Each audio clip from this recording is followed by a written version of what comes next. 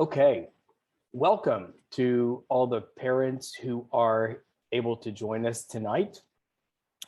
My name is William Kelly. I'm the headmaster, and with us tonight is Mr. Peterson, the Algebra 2 honors teacher. And because this is a public webinar, you won't be looking at everyone else's cameras, and you won't be unmuted and talking. We're recording this, but we do encourage you to ask questions and post them in the chat. When questions are asked in the chat, we'll try and answer them to the whole group throughout the meeting. So let's jump right in. We're here to talk about the Algebra 2 class and converting it to what is called OnRamps. And we will jump right in. Right now, here's what happens. All students in the academy take Algebra 2 honors. Some take it as a freshman, some as a sophomore, mostly sophomores. Right now, Algebra 2 honors earns a maximum of 5 GPA points in the fall semester and 5 in the spring semester for an A. Okay, 4 if you get a B, 3 if you get a C, etc.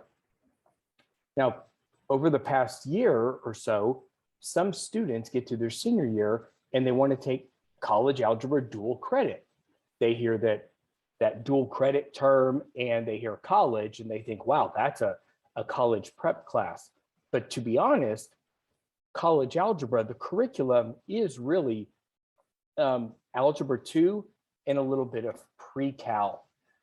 College algebra dual credit earns one semester of 6 in the spring, but the first semester is college prep math and it's a 4.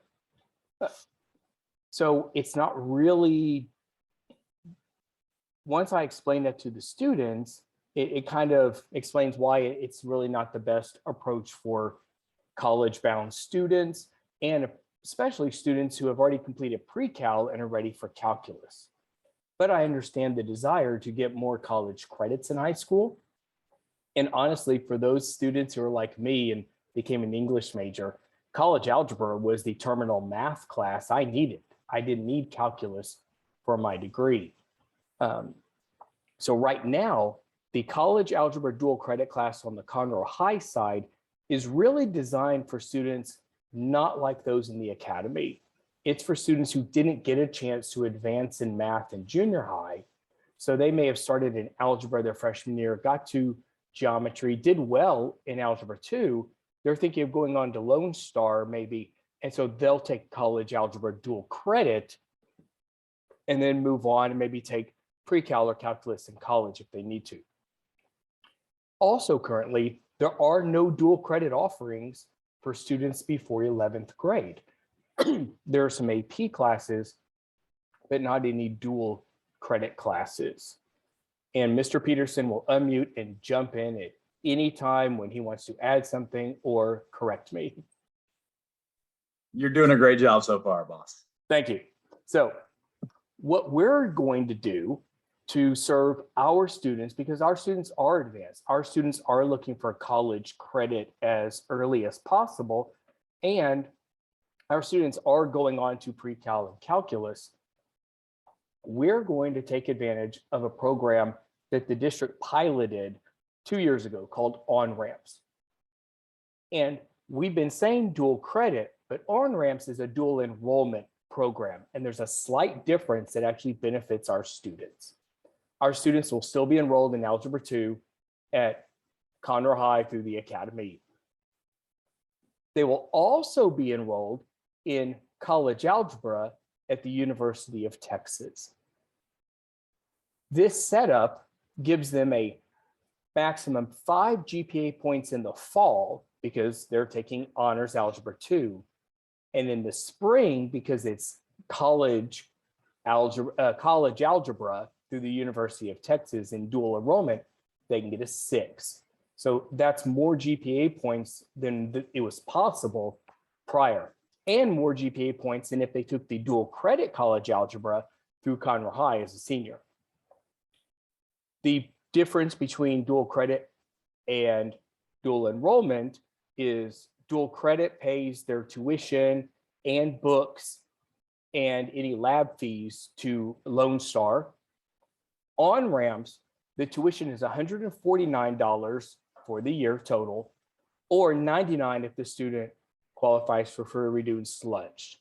And I want to pause right here.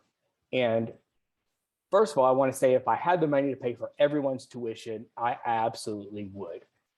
I also understand that some students who are or are not on free or reduced lunch, that tuition, the family might see as a barrier. We will not allow that to be a barrier to this opportunity for your student.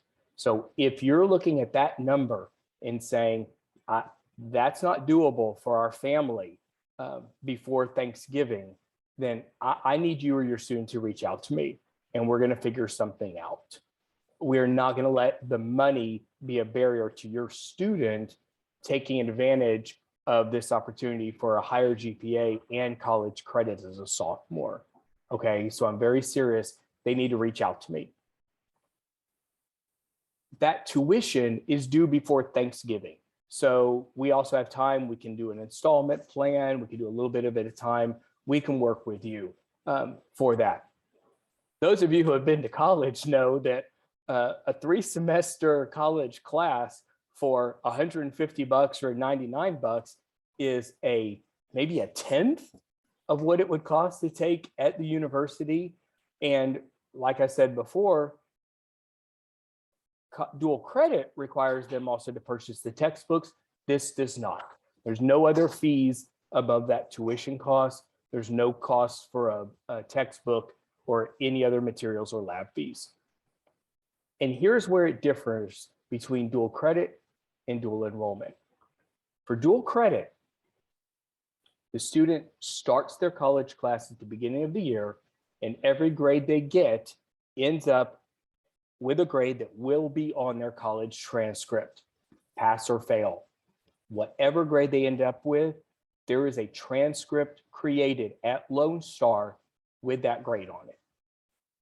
With OnRamps, however, it's different. They're enrolled at both, but at the end of the year in May, they will get a final grade. And after that final grade is posted, they will have a week to decide if they want to accept or decline credit from the University of Texas. If they decline credit, no transcript will be created by the University of Texas. They will still get their high school credit. It won't affect their GPA. So if a student at the end maybe gets a high C on their college side, gets a B or an A on the high school side and says, I don't want a C on my college transcript, they can decline the credit from UT. They still get their A or B or whatever grade they got on the high school side. They still get the high school GPA points, and there's no transcript that would then go with them when they apply to another university. If they accept the credit, which we hope they do, that A, that B, that C, they can even accept credit with a high D. Then they have a transcript when they apply, they can transfer that to whatever university, and it transfers as Math 1314 College Algebra. And you'll see that on the screen. The TCCN stands for Texas Common Course Numbering System. So all the Texas colleges recognize Math 1314 as College Algebra, even though they may have their own course number like UT does, Math 301. So I'm looking in the chat. As questions come up, please post them there and we'll be happy to answer. So this kind of gives you a side-by-side, and I can't get my head out of the way of the corner down here. But what you'll see on the left is the dual credit that they'll take possibly as a junior or a senior with us.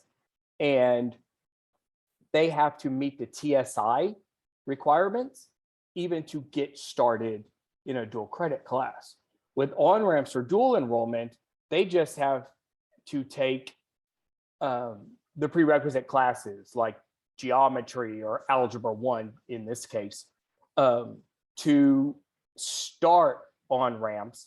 Then at semester, if they are not being successful, but they want to continue, then they have to show that they're college ready through either their PSAT, SAT, or TSI scores. But otherwise, as long as they're being successful in the class, they move on and they'll start to earn college credit. There was a question in the chat that said, why would a student decline the credit? Well, UT may grant them credit if they earn the grade of a D, but if the student, after they graduate high school, is applying and gets accepted at maybe Texas A&M, different universities have some rules about transfer credits, and some universities will average the transfer grade into their GPA at their university. So that student would start at Texas A&M, move their transfer grade over for this class, and have a D to transfer in on their GPA. And some that wouldn't benefit them necessarily. It wouldn't be maybe a good trade-off for their GPA versus having that math credit. Most students here, because they're well prepared, they'll be well supported. I don't really see these students getting a D at the end, but even a high C, they may look at the university they're thinking about going to and decide, no, I'll just move on, and I don't want that college algebra credit. Other differences between dual credit and dual enrollment is on the dual credit side, it's one teacher who teaches for high school and the college and creates all the materials, all the tests, everything is done by the high school teacher. In OnRamps, most of the assignments and all of the tests are actually created by the college instructor at University of Texas, but Mr. Peterson, the high school teacher, uses those, supports the kids through them, and can supplement them with additional exercises if the student needs additional help to understand something. Mr. Peterson could also add an extra test if he wants to make sure kids are prepared before they get to that college test. Another difference is Mr. Peterson doesn't see the exam before the students get it. Whereas on the dual credit side, he would be writing the exam. So the grade on the college side in OnRamps is determined by the college. The grade on the high school side is determined by Mr. Peterson. Larry, do you want to add anything about those two systems and what's separate? Yeah, especially with the grading aspect. So to be clear, we're not going to increase their workload. When they take a test for the college, I will be able to see what questions were asked, and the students, all the work that they do on it will be handwritten in my classroom. So they'll be able to submit that to me. So we'll get their scores, and then I can go back and look at their work and apply partial credit back. And I can use that test score as one of our major grades in our classroom. But I can also reassess it if I feel like the test on the high school side was not, I guess, what we were anticipating or prepared for. I want to make sure the high school grade is as fair as possible for what we're doing in the classroom.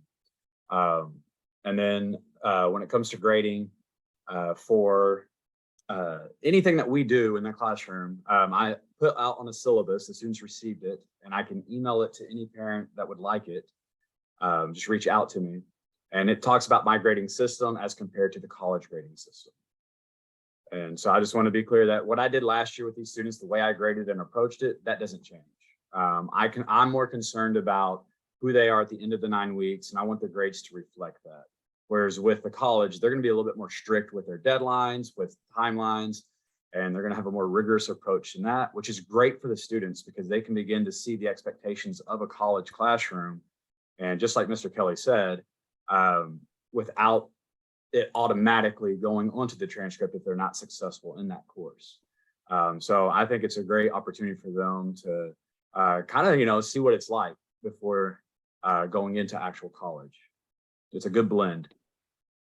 Perfect. So a few questions came up. One question was, if the student transfers to a out-of-state school, how is that handled?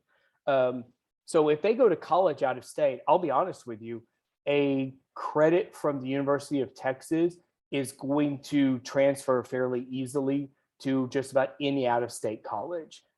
Sometimes a community college credit, they're a little bit pickier on. So some of your very selective out-of-state schools may be a little more selective from a Lone Star credit versus the University of Texas credit.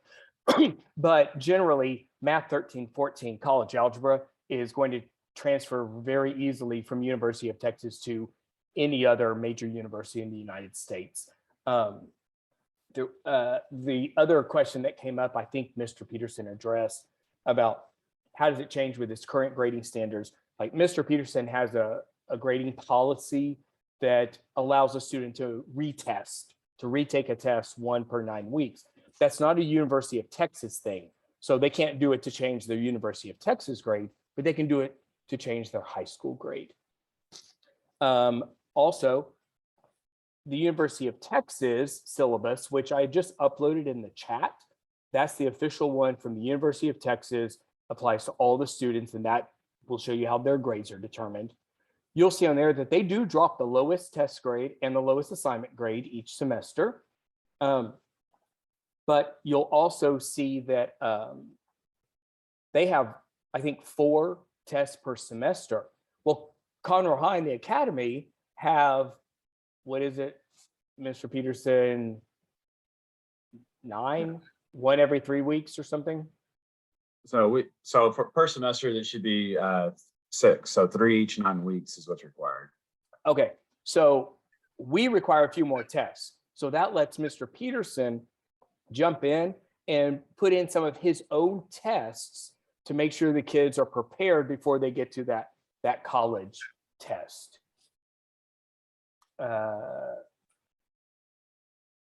She said she doesn't see the syllabus, the PDF. I'll upload it again. It should be in the chat. Interesting. All right. If not, Mr. Peterson has it in his class, and I can email it out to all of with his. He has his own that shows this difference between his grading system and the university grading system, and then there's a university syllabus. So we can email that to all of Mr. Peterson's parents. All right, I'm going to let Mr. Peterson take this slide because these are the words that the university uses to describe math instruction. And those of you who had Mr. Peterson last year, this is going to look like Mr. Peterson wrote it to describe the way he teaches math. So I'm going to let Larry jump in. Yeah, so during our training this summer for OnRamps, one of the biggest things that they've really pushed is inquiry-based learning. And it's actually required of us as OnRamps teachers. The purpose here and the goal is to create an environment that students become more comfortable in before they get to the college setting. And those things include struggling with problems, interacting and discussing, and presenting and defending their answers and explaining their thinking and reasoning. And this puts a lot on the student. As a teacher, my job is to facilitate that. So for instance, when the students will come in, I kind of set the stage with what we're working on and what we're looking at, just more or less previewing the topic. The students then in groups will work together. They will discuss and they will come up with how they believe to be the best approaches to these problems. Then students that are struggling through the material, I notice and I'll walk the room and I kind of will pose questions to them to help them kind of move forward with that. My goal is to get them to continue to think and press on without just giving them the answer straight out. If students hit a roadblock completely, well, then I will stop and I can do some teaching in a smaller group. If I notice a lot of groups are struggling with the same content, then we just stop instruction or stop that time and we come back together and we'll just go to the board and they'll get that direct teaching at that moment. The best thing is when students struggle, it is proven that they will connect to the material so much better because they will have thought about it, they will have interacted with it, and when they see the solution, they'll make a much stronger connection to it. And then the last aspect is, or the last two aspects, they will come up and they will present it. Students that find the solutions, and that is such a cool experience, watching them get up at the board, explaining their thinking, having to really think about, well, why does this actually work? What am I doing here? They're not just blindly working through it. They have to actually understand the different steps through the process. And then I will always try to wrap up at the end some of the big ideas that we got to. I just want to kind of clean up everything that we've been talking about, what the students have presented, highlight those key moments that were really helpful to the student. And what you won't see on here is we don't start class with, okay, here's the notes. And I go through and I just work through and I show them examples. Instead, after they struggle, after we talk, during that closure time, that's really when note taking begins to take place. It's when they see those problems that were very helpful to them, and things that were said either by other students in the group or by myself, they can begin to kind of build their notes off to the side. And so I've been in Mr. Peterson's class every day since school has started, and I've already seen this every single day. Your students are talking to each other. When they get stuck, Mr. Peterson comes over and we'll ask them a question, a guiding question, or give them a little nudge. He won't stop them and give them the answer. And every single time he goes over and says, well, try this and tell me what happens. Tell me what you think. Every single time they've been, oh, yeah. Okay. And then they work and they explain it to each other. And it builds every day on what they did the day before. There was a question in the chat, and I think it's a great one, because there's no textbook fee. Well, what text is used, and can the parent see it?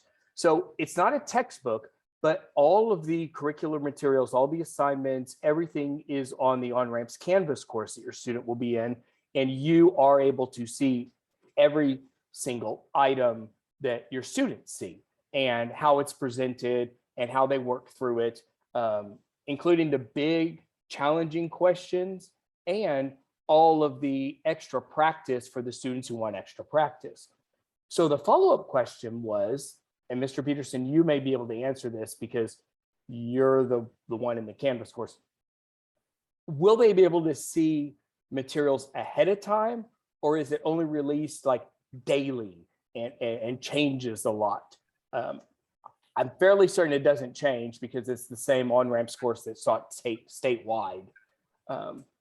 But how much is released? How much can a person view at a time?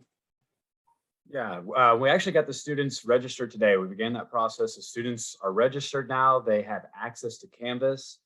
And so tomorrow we're going to be going through the orientation, but in the Canvas page, you can actually go through and see all the units with all of the exercises where the problems that we're going to be doing together and discussing in class ahead of time. All of those are available. You can read the entire text. Students can work ahead at their own pace, which is great for students that are active and they have a lot of things going on after school.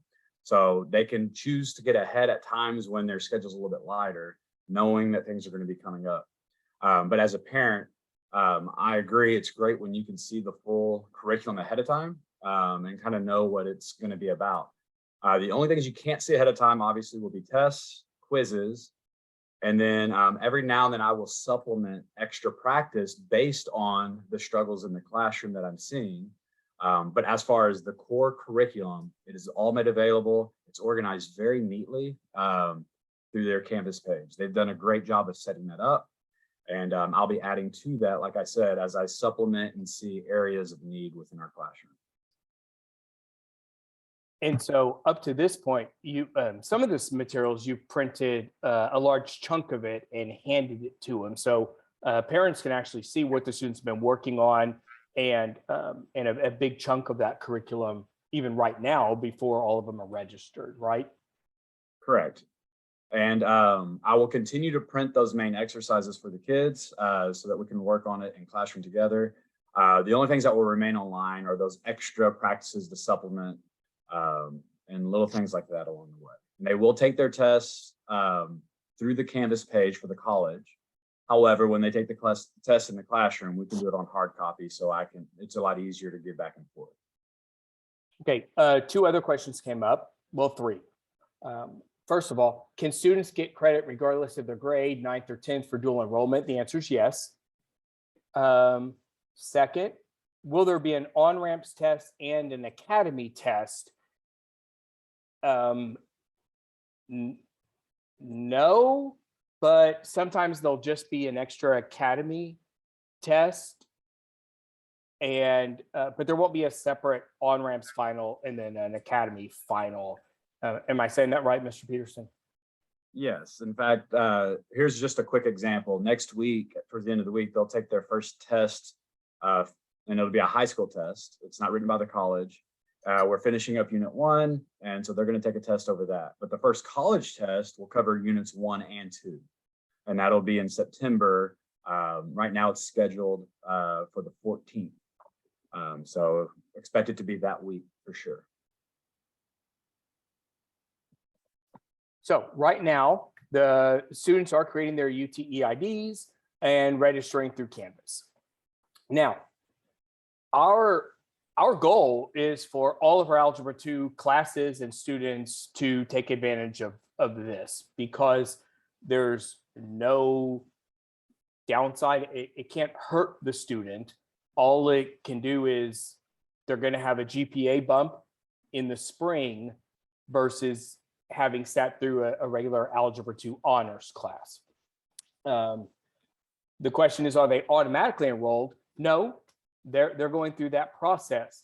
If for some reason a parent or student says, no, I just want to do Algebra 2 honors for a 5 and a 5 GPA, not a 5 and a 6 with OnRamps, then I need to know by Monday, because that means I'm going to have, that kid can't be in the same class as all the students who are in OnRamps. UT won't allow it. So I have to move all those kids out to other periods and create a section of the students who are taking Algebra 2 honors, same curriculum, same content, but not enrolled, not doing the OnRamps with the extra GPA in the spring. And I can do that, but I'd like to have a conversation, because there's no possible harm to the student. There's really only a benefit aside from the money. And if the money is the deciding factor, then I definitely want to have that conversation. This is a chance for our students to do what they were already going to do, which is Algebra 2 honors.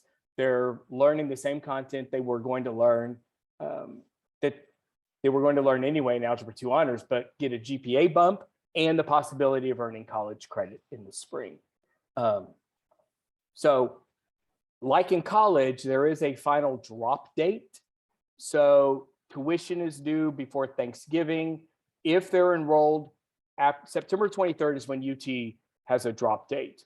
So any student enrolled after September 23rd, if they, I don't know, move, if they withdraw, if they decide I'm going to all level math or something, they wouldn't get a refund after that. So before September 23rd, if a student is like, I'm leaving the academy or leaving school or something, we can get a refund. But after September 23rd, we've paid UT that money, so there's no refund. Just like when we were in college, right? There was that final drop date.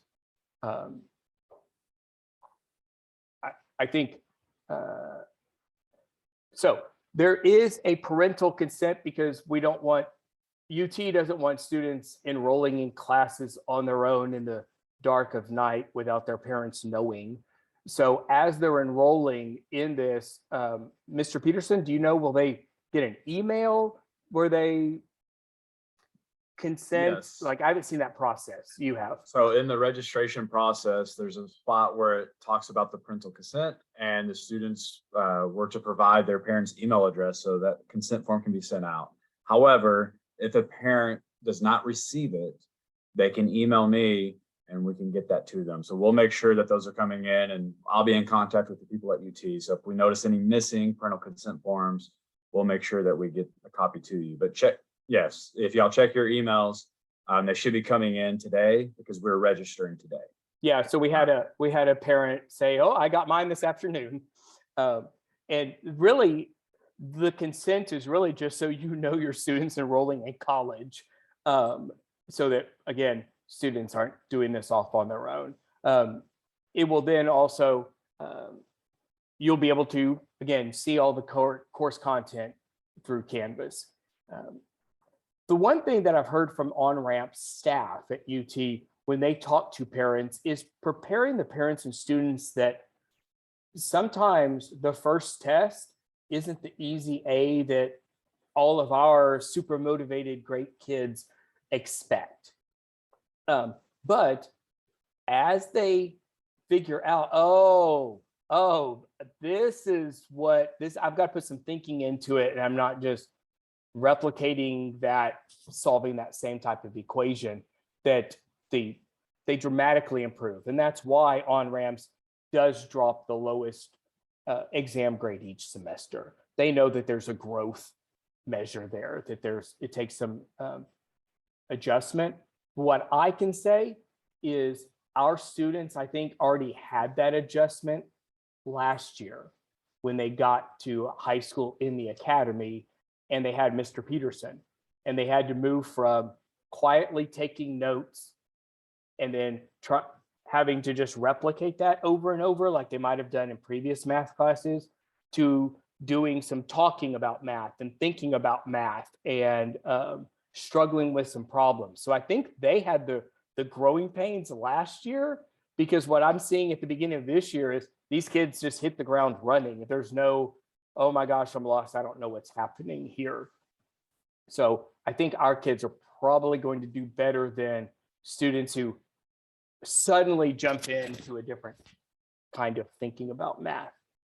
For those students who do have an IEP or 504, students can get those accommodations, but just like when your student goes to college, they have to apply for and have those approved by the college, but they are there, like extra time and different accommodations that the 504 committee puts in place. So after your students get enrolled and before that first test, there's a process that you can go through to get those accommodations, and they'll be put in place. And same thing, when your student goes to college, there's actually an office where your student will go to and take their 504 paperwork from high school and say, I need these accommodations in my college classes, and by law they'll get them. But a lot of students don't know that will continue through college, but they kind of have to advocate for themselves there. In here, you'll be able to apply for them and get them approved. The biggest learning curve that I think students will have to adjust to is academy teachers want kids to be successful. So sometimes we can be a little flexible with due dates. UT is not. When it is due to be uploaded in Canvas by 11:59 p.m., 2 minutes later, it's closed, and that's it. So meeting the deadlines is a black and white line with the college class. Luckily, Mr. Peterson knows when their deadlines are, so he'll be able to stay on top of the kids and make sure that they're turning in stuff. But if they're used to maybe begging for some grace from the teacher, there's no grace with the college due dates. If you look at the syllabus, it does talk about what happens when a student's absent from a test, how long they have to make up that test. This test and stuff, the test can't be done at home. They have to be done in person, proctored by Mr. Peterson. The assignments and homework are encouraged to be done in groups in class, outside of class, with their friends, get feedback, work together, because that talking about math really reinforces an understanding of math. That website, onramps.utexas.edu, is the official OnRamps website that has all their information. And I don't see additional questions, but now's the time to type them up and we will try and answer them. Great one. Will there be additional courses offered through the OnRamps program at CHS in the future? Are they able to enroll in additional dual enrollment courses as well? Right now, this will be the first one. They do have a pre-cal offering that my goal is to make our pre-cal class next year an OnRamps pre-cal where they could get college pre-cal credit. After that, I think they would still take advanced placement, advanced placement calculus with us. Our numbers and our passing rates and our scores on that are phenomenal. This year, our AP calculus average score was higher than the state of Texas average score and was higher than the global average score. So our students are well prepared for that class and doing well in that class. And for those students who are advanced 2 years, they can go on to calculus BC. And so those two offerings aren't OnRamps offerings. So they don't make a lot of sense to hold kids back and make them do OnRamps calculus when they could do two different AP calculus classes and our kids are successful at them. But yes, our goal is to add OnRamps pre-cal next year. So these kids would roll right into that and have 6 hours of math credit before they even hit calculus, which hasn't been an option before. There are not any other dual enrollment courses offered right now. This is our first one because the district piloted it at 2 campuses prior. And let me be upfront and honest about that in case you've heard or talked to people about OnRamps prior to this meeting. 2 years ago, the district got a new math coordinator and he came to 2 campuses, Conroe High and Caney Creek, and said, hey, OnRamps is a great model of instruction and could offer some really great opportunities for our kids. I like to pilot that. So I was at Caney Creek at the time and we piloted it. Our teacher jumped in and we targeted the right kids for that class. We were looking for kids who had a 510 or above on the PSAT and had gotten masters on the STAR algebra test, because students do need a strong foundation in algebra to jump into this course. At Conroe High, unfortunately, kind of at the last minute, they put together an OnRamps course and they didn't target those kids and they had some kids really struggle. And so at the end of last year, they got rid of that course because those kids really, really struggled. They didn't have the algebra foundation. And so they were going to put it on hold and maybe bring it back later when they regrouped and figured out what kids. Well, when I looked at it, I looked at my kids and said, well, these are the kids. They're in the academy. These are the kids with the high algebra scores and the PSAT scores. And our kids met that criteria because they do know algebra. They have a great foundation. So our kids are kind of the target audience for this, just like they were at Caney Creek. And Caney Creek's program is still going strong and they added pre-cal. So it piloted and went well there. And so we have some foundation for why this is a great opportunity for us. Otherwise, we wouldn't jump in. We wouldn't be the test subjects for this.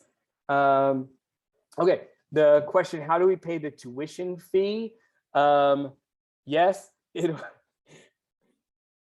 it's the first week of school. I will figure out if it's best for us to go through School Cash Online, or if it's best to, I don't know, write a check or something. I will talk to my secretary because she's the guru of all things money. I trust her. But I will send that out and give you opportunities to about a way to do that. But there was also a question, Mr. Peterson, what about tutoring and extra help? Yeah, I'm available most days after school. I'm there till 4 o'clock. That's when I leave to go get my son. I encourage the kids to stay after because not every student is when they're struggling is necessarily I guess a part of the discussion on every single day. So there's at times where students like, okay, I'm a little bit more lost. I need to see more of this. And so they'll stay after and we'll work problems back and forth really talking it out one-on-one. But most days after school till 4 o'clock, all I would say is just have the student just check with me first, just to make sure it's not one of those random days where I'm leaving a little bit early.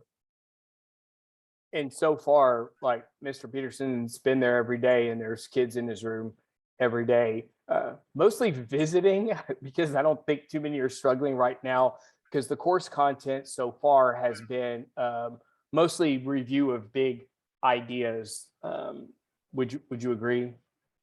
Yeah, and it can be overwhelming on this first one for some because they're seeing so many different style of problems. But like I try to reassure them, this is more like a pre-assessment for me as a teacher to see where they're at, where do I need to hone in on. All these things they're seeing this first couple weeks, we're going to go deeper into as we go throughout the year. It calls it a prerequisite, but in reality, it's really more of a pre-assessment in this first unit.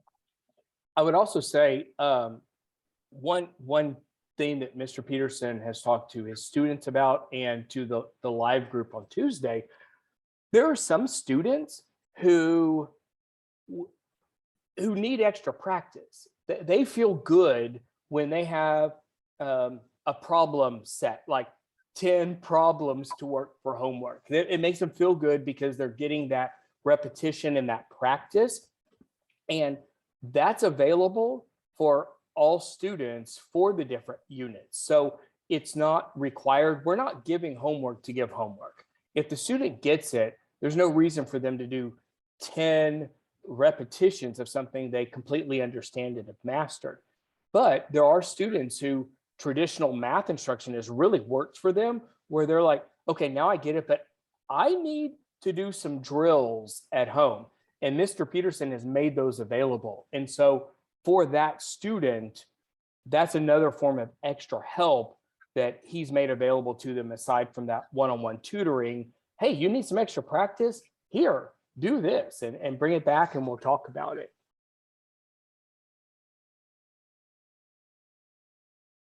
So any other questions? And of course, as you talk to your student and you talk and you have other questions, Mr. Peterson and I are only an email away or a phone call away. And we're just really excited that this, I know we're presenting it as a big change, but honestly, it's Algebra 2 that they were going to take anyway.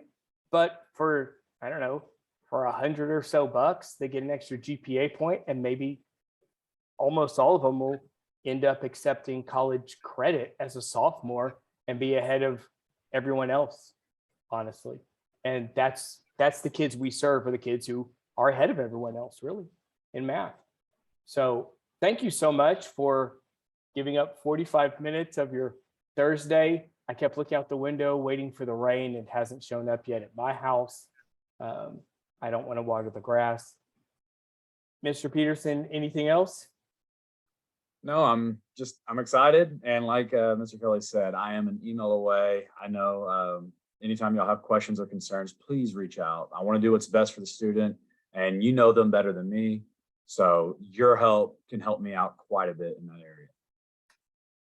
All right. Thank you all.